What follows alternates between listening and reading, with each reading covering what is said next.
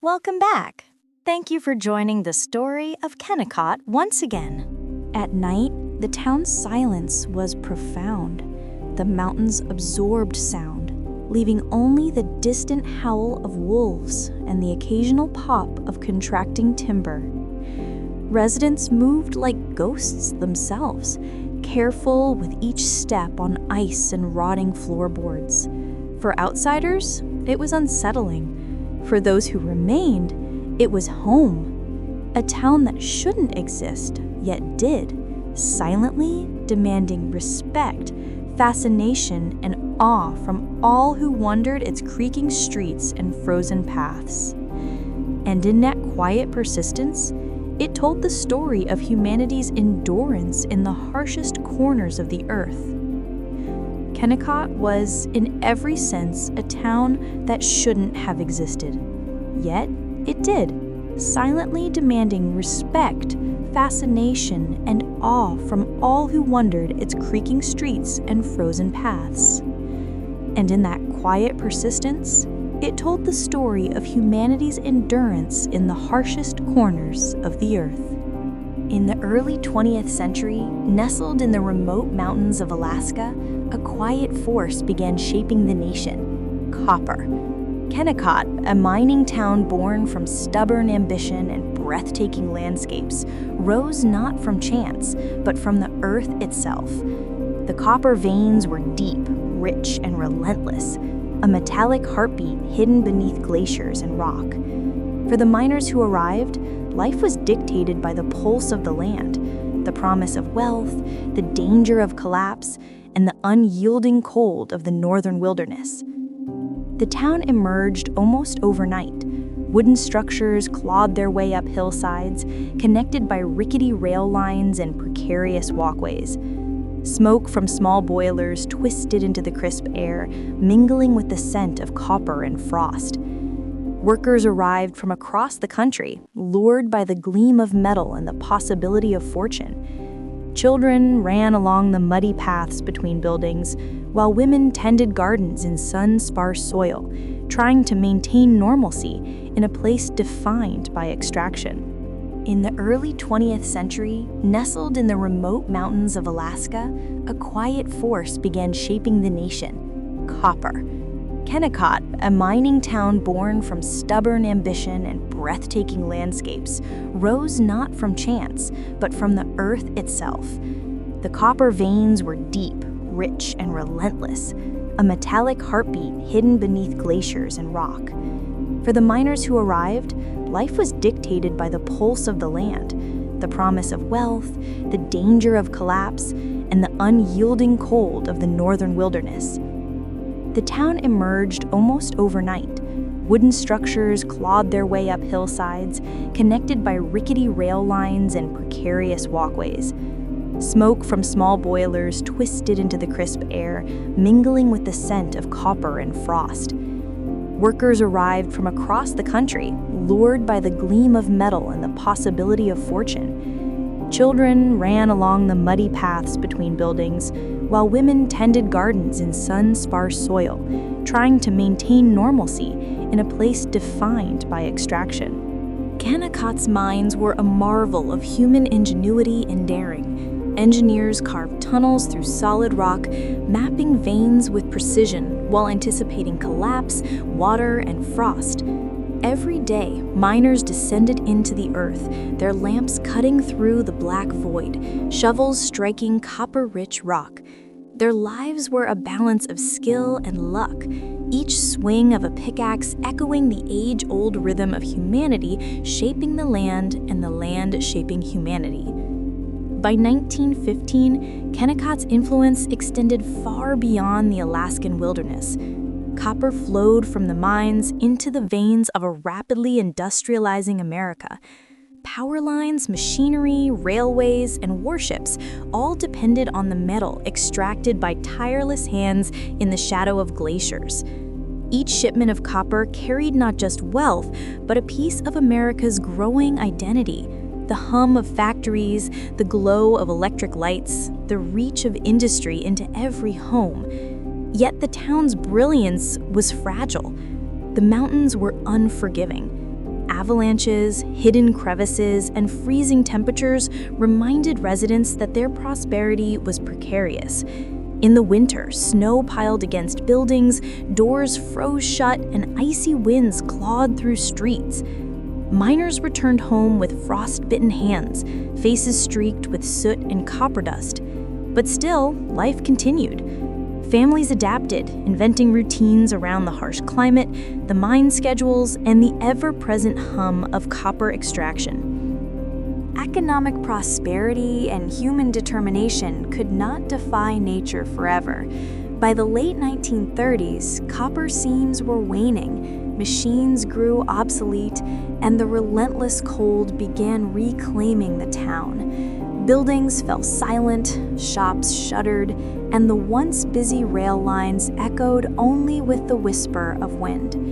Workers departed, carrying stories and memories, leaving Kennecott frozen in time, a monument to ambition, labor, and the inexorable passage of industry. The legacy of Kennecott, however, did not vanish with the miners. The copper that flowed from its veins powered cities, factories, and homes across America. It fueled warships during global conflicts, electrified towns, and drove industrial innovation. The mountains, though silent now, had whispered a tale of wealth, risk, and the human spirit reaching into the earth to pull forth the lifeblood of a nation. Visiting Kennecott today, one walks among weathered structures, rusted machinery, and crumbling walkways. Steam vents and glacier-fed streams reflect sunlight across abandoned rooftops. The mountains loom, patient and indifferent, a reminder that human triumph is fleeting and yet the impact endures. Each rusted beam, each shattered window tells the story of a town that shaped America's growth, a testament to courage, endurance, and the copper that changed a nation. Kennecott is a place suspended between history and memory, a town where ambition met nature, where copper became more than metal, and where the echoes of human toil continue to resonate across frozen hillsides. It is a reminder that the earth, patient and eternal, holds stories in its veins, waiting for those. J.P. Morgan's impossible dream. The winter winds bit hard across the Kennecott Glacier, carrying with them the faint metallic scent of copper that had drawn men and money to this frozen corner of Alaska. It was 1903, and J.P. Morgan, the titan of finance, had cast his gaze northward.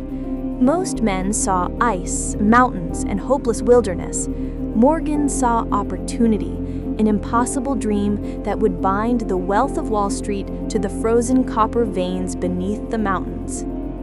To the townsfolk and prospectors scattered across Alaska, Morgan's vision seemed audacious. Railroads had yet to reach the glaciers. Machinery needed to survive months of snow and sub-zero temperatures, and laborers had to endure isolation unlike any other. Yet the banker's resolve was unshakable.